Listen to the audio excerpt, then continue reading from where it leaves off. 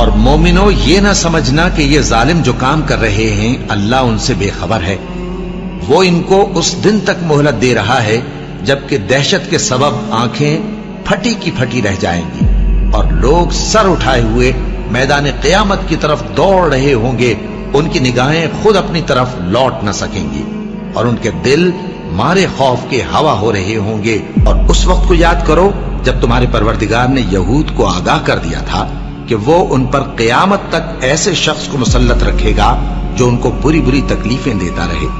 بے شک تمہارا پروردگار جلد عذاب کرنے والا ہے اور وہ بخشنے والا مہربان بھی ہے۔ اب کیا جو لوگ بری بری چالیں چلتے ہیں اس بات سے بے خوف ہیں کہ اللہ ان کو زمین میں دھسا دے یا ایسی طرف سے ان پر عذاب آ جائے جہاں سے ان کو خبر ہی نہ ہو، یا ان کو چلتے پھرتے پکڑ لے تو وہ اللہ کو عاجز نہیں کر سکتے، یا جب ان کو عذاب کا ڈر پیدا ہو گیا ہو تو ان کو پکڑ لے؟